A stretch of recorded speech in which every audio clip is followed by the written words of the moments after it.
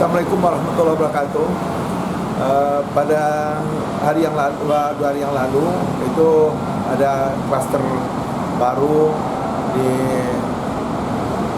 Kota Pekanbaru, yakni di pesantren Darul Hikmah.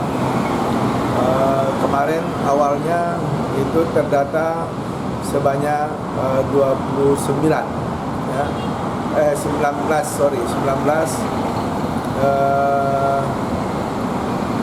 yang positif.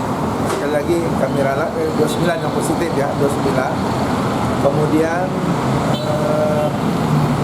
sisanya di tracing lagi di atas swab sebanyak 46. Dari 46 itu rinciannya ada yang menolak 32 dilakukan swab, 9 batal karena menolak. Nah, dari 32 tersebut kembali ditemukan sebanyak 14 yang terkonfirmasi positif. Jadi total positif adalah 43, tetapi ada 1 yang pertama yang ditemukan sehingga jumlahnya 44.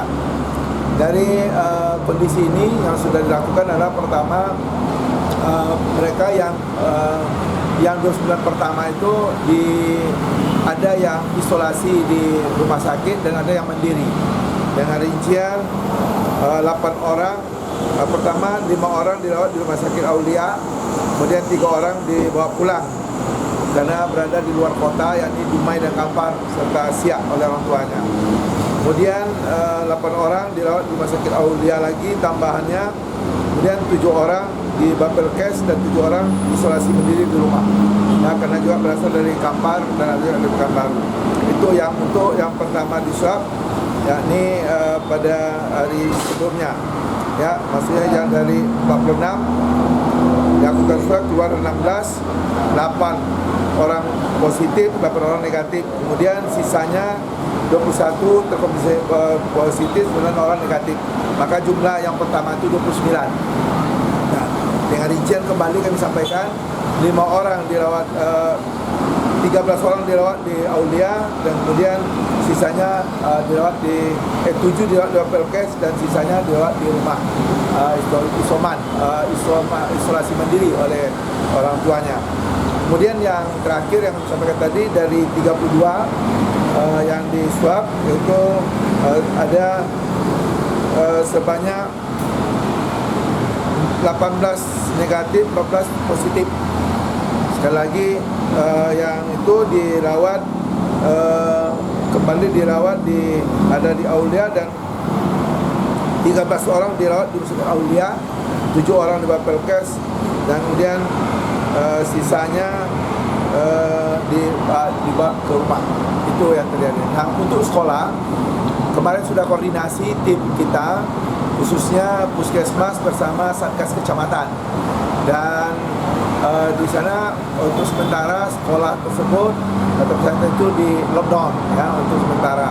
Nah, ini juga di antara yang tadi yang di swab itu ada juga guru. Ya, kemarin contoh 7 orang guru yang juga di swab, dan di antaranya ada juga yang positif. Jadi ada siswanya, ada juga ada guru. Kalau guru berapa yang positif, Pak? Tapi ini dalam keseluruhan saya dilaporkan kepada kita. Tapi gurunya juga sudah di swab. Untuk langkah penanganan kita ke depannya gimana, Pak? Langkah-langkahnya pertama, ya sekarang kan sudah kita kan ingin usahakan seluruhnya di tracing ya, artinya kita lakukan swab, sehingga nanti kalau memang di situ masih kondisinya belum aman, ya tentu untuk sementara sekolah itu memang harus kita tutup. Ya, tutup artian sementara sampai kondisi yang positif itu jadi negatif, ya, atau sampai semua tidak lagi positif. Dan kemudian sekolah itu harus dilakukan juga penyemprotan, dan juga ya kerjasama dengan yayasan bagaimana supaya sekolah itu tidak lagi menjadi klaster baru atau tidak lagi melanjutkan penyebaran COVID di sekolah tersebut. Pak, pondok pesantren kan di Pekanbaru banyak nih, Pak. Apakah kita akan makanya sebenarnya wali kota dalam rapat kita bersama tim gugus tugas ya kemarin juga sudah dipertegas untuk ini merinding saya dibuatnya, karena sekarang untuk sekolah SMP dan SD saja kita bertahap ya, dan kemudian kita sudah minta melalui Kemenak kemarin agar sekolah di bawah ya di bawah tanggung jawab Kementerian Agama, ya khususnya nih pesantren dan sekolah-sekolah lain itu di bawah Kanwil, tidak di bawah kepala daerah. Nah itu juga harus menyesuaikan ketentuan-ketentuan yang di sana, karena ini yang kita khawatirkan. Ya sebelumnya juga terjadi di Tenayan Raya, dan itu kita sudah minta agar supaya sekolah ini hati-hati dalam melaksanakan kegiatan. Dan ini juga yang kenapa untuk pemerintah daerah sangat berhati-hati melaksanakan tatap muka langsung kepada anak-anak sekolah, karena ini resikonya. Dan kalau sudah ada satu yang kena, itu penyebaran akan mudah kepada yang lain, karena apalagi di asrama, apalagi dengan sekolahnya tidak menjaga social distancingnya, tidak menjaga 3M itu, sehingga ini sangat rentan untuk terjadinya pengembangan virus COVID-19. Pak, kalau untuk pembiayaan mereka yang positif Pak santri-santri ini gimana Pak? Apakah ada... Yang jelas kalau memang mereka positif, itu kan tanggung jawab negara atau tanggung jawab daerah, maka dia langsung dirawat di rumah sakit yang sesuai sudah ditunjuk oleh pemerintah. Sekali lagi, bagi yang memang positif itu pasti dirawat, dan itu pasti biaya pemerintah. Oke Pak.